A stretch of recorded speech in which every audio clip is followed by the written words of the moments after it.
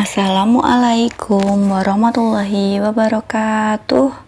Selamat pagi anak-anak. Tetap semangat ya untuk pembelajaran IPA hari ini. Hari ini kita akan menginjak pada bab 2 tentang klasifikasi benda. Kemarin kita sudah membahas tentang objek IPA dan pengamatannya. Hari ini kita akan melanjutkan materi selanjutnya. Tetapi khusus untuk hari ini kita akan membahas tentang ciri-ciri dari makhluk hidup. Silakan anak-anak semuanya mempersiapkan buku paket maupun LKS-nya ya. Tetapi sebelum kita memulai pembelajaran hari ini, kita berdoa dulu ya anak-anak. Doa sebelum belajar. Rabbi zidni ilma warzuqni fahma. Ya Allah, berilah aku ilmu dan pemahaman. Amin. Jadi, tujuan pembelajaran hari ini yang pertama itu nanti anak-anak semuanya memahami dari ciri-ciri makhluk hidup. Nanti ada bermacam-macam ciri-ciri makhluk hidup. Nanti kita akan bahas satu persatu. Yang kedua, nanti anak-anak semuanya diharapkan dapat menyebutkan dari ciri-ciri makhluk hidup itu tadi. Sehabis memahami, jadi bisa untuk menyebutkannya satu persatu dari masing-masing ciri-ciri makhluk hidup itu. Yang ketiga yaitu mengidentifikasi dari benda-benda tak hidup.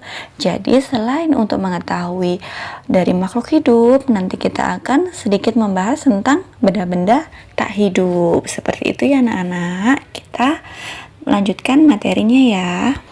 Jadi ciri-ciri yang ditemukan pada makhluk hidup itu ada bermacam-macam yang menandakan makhluk hidup itu hidup adalah ada bernapas, bergerak, membutuhkan makan dan minum, tumbuh dan berkembang biak, mengeluarkan zat sisa, peka terhadap rangsang, dan menyesuaikan diri terhadap lingkungan. Untuk ciri yang pertama yang akan kita bahas adalah bergerak. Jadi semua makhluk hidup itu dapat bergerak atau berpindah tempat. Manusia dan hewan dapat bergerak dengan memerlukan sarana, yaitu dengan alat gerak. Misalnya kita dapat bergerak dengan kaki kita, misalnya berjalan, berlari. Itu kita menandakan dapat bergerak. Selanjutnya pada hewan ikan misalnya, berarti mempunyai sirip untuk berenang. Selanjutnya ada burung mempunyai sayap untuk terbang. Selanjutnya kalau pada tumbuhan, bagaimana cara bergeraknya? Pergerakan tumbuhan dilakukan oleh sebagian tubuhnya sehingga tidak terlihat adanya perpindahan tepat. Contohnya yaitu ujung batang bergerak mendekati arah datangnya cahaya dan akar bergerak ke bawah menembus tanah dan mencari sumber air. Jadi bersama dengan proses tumbuhnya kalau tumbuhan. Jadi baik hewan, baik tumbuhan atau manusia itu juga melakukan bergerak. Begitu ya anak-anak. Kita lanjutkan ciri-ciri makhluk hidup yang kedua yaitu bernapas. Bernapas atau kata lainnya itu adalah respirasi.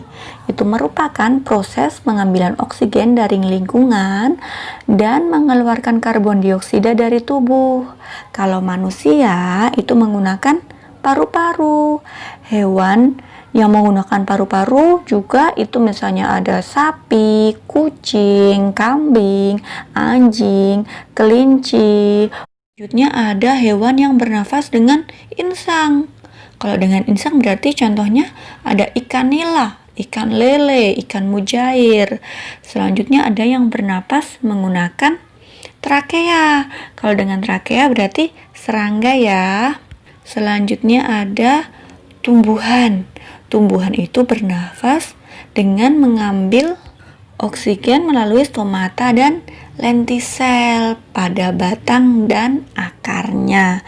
Kalau proses respirasi itu dapat dilihat ya dari zat makanan dan oksigen itu akan menjadi energi karbon dioksida dan air. Misalnya kita bernafas menghirup oksigen. Selanjutnya diproses dengan mengeluarkan karbon dioksida dan uap air dan juga menghasilkan energi. Begitu ya anak-anak. Kita lanjutkan ciri-ciri yang ketiga. Ciri-ciri yang ketiga yaitu memerlukan makanan.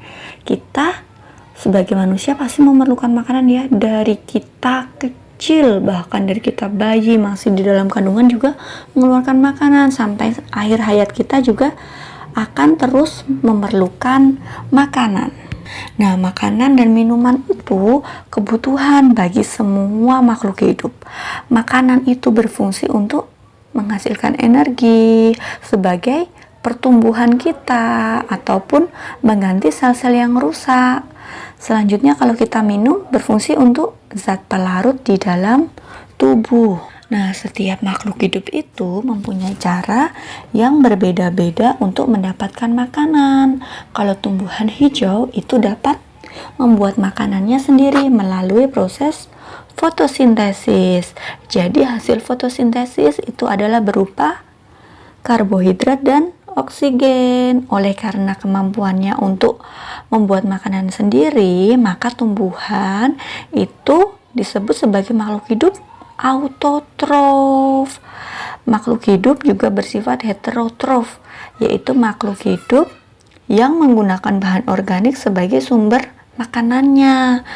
Contohnya adalah hewan, manusia. Jadi ada tumbuhan itu sebagai makhluk hidup autotrof, dan kita manusia dan hewan-hewan itu sebagai heterotrof. Nah, hewan itu ada yang bermacam-macam, ada yang herbivora, karnivora, omnivora. Herbivora berarti memakan tumbuh-tumbuhan, kalau karnivora memakan daging, omnivora berarti segala jenis makanan ya. Kalau tumbuhan memerlukan makanan dari air dan zat hara untuk proses pertumbuhannya atau proses fotosintesis. Kita lanjutkan ya anak-anak. Untuk ciri-ciri makhluk hidup yang selanjutnya yaitu mengeluarkan zat sisa, atau nama lainnya itu adalah ekskresi. Jadi semua makhluk hidup itu melakukan ekskresi, yaitu mengeluarkan zat sisa yang tidak diperlukan lagi oleh tubuh. Jadi ekskresi sangat diperlukan karena zat sisa itu bersifat racun, sehingga jika tidak akan dikeluarkan itu akan mengganggu dari kinerja tubuh kita. Makhluk hidup itu memiliki alat ekskresi yang berbeda-beda.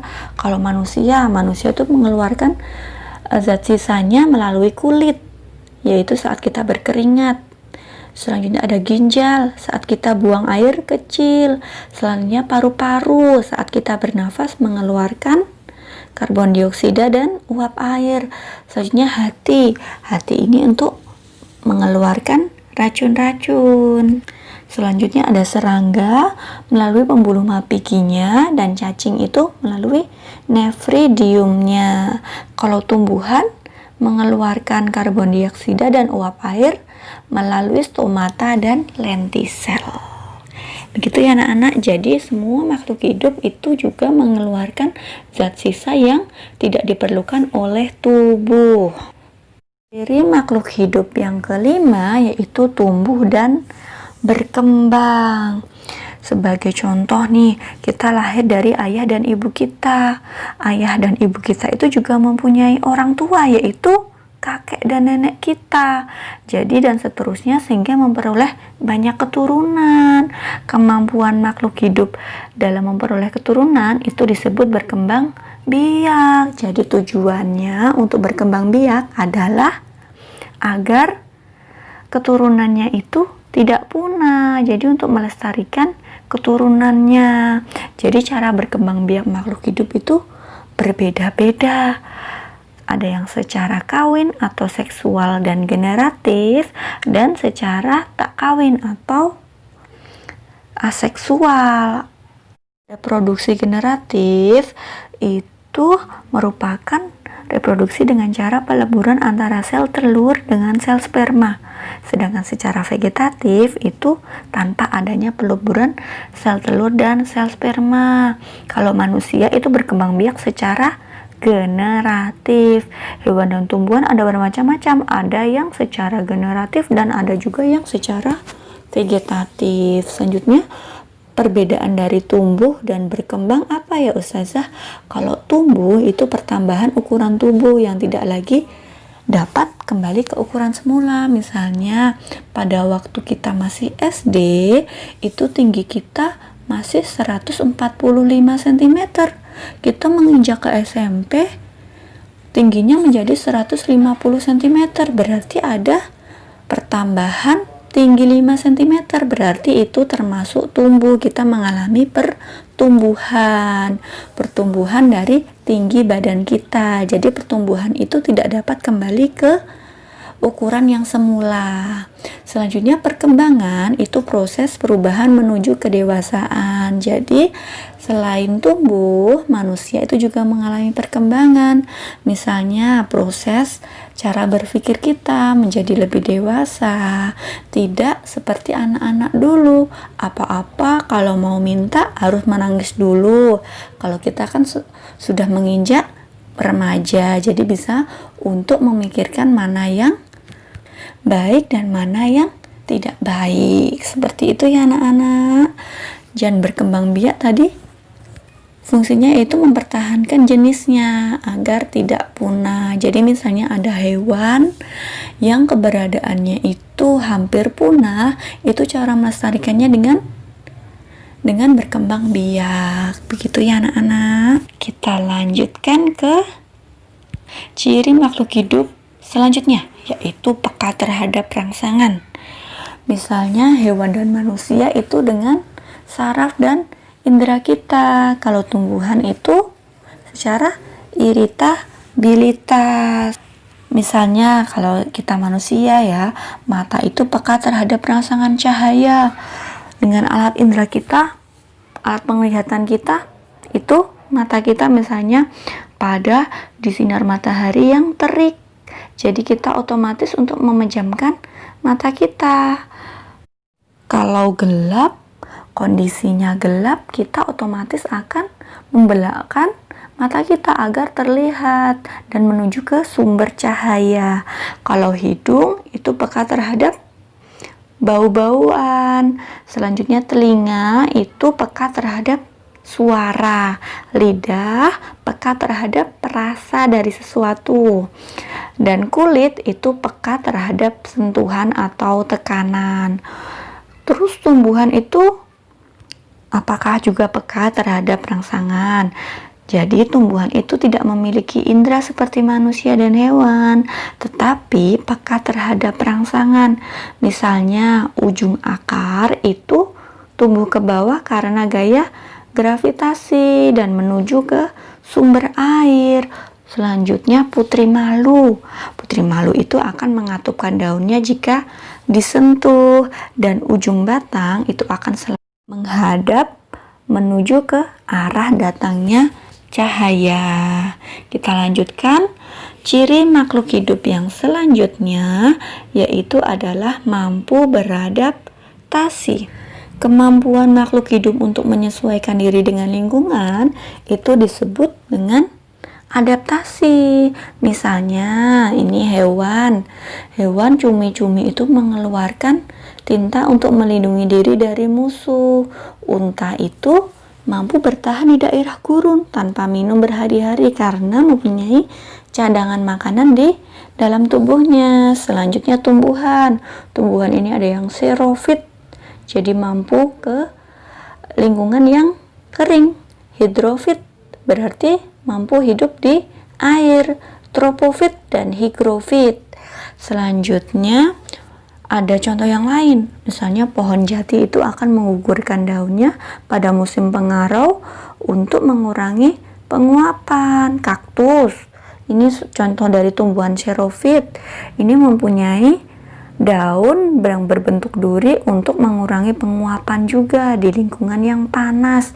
Dan teratai itu mempunyai daun yang lebar untuk mempercepat penguapan air di lingkungan yang berair. Jadi, baik hewan, baik tumbuhan, itu semuanya juga beradaptasi terhadap lingkungan. Jadi, agar bisa bertahan hidup di lingkungan tertentu, baik hewan, baik tumbuhan, ataupun kita manusia itu juga mempunyai kemampuan untuk adaptasi. Begitu ya anak-anak. Kalau manusia bagaimana beradaptasinya?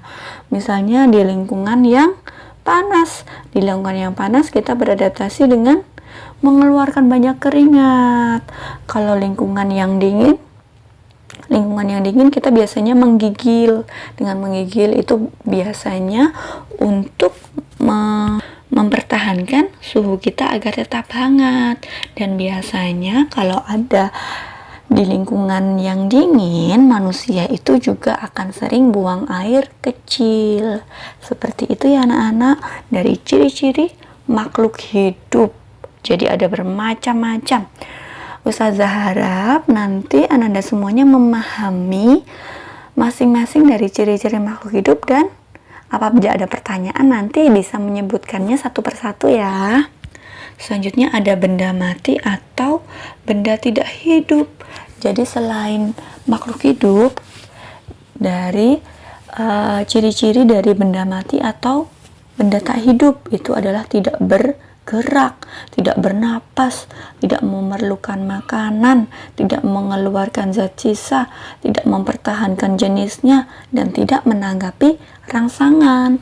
Contoh benda tak hidup yaitu benda padat, benda cair, benda gas. Sudah bisa membedakan ya benda hidup dan benda tak hidup. Benda hidup berarti makhluk hidup, benda tak hidup berarti benda-benda ada di lingkungan kita yang tidak dapat bergerak. Misalnya ada meja, kursi, kipas angin, papan tulis, itu semuanya benda-benda yang tidak hidup.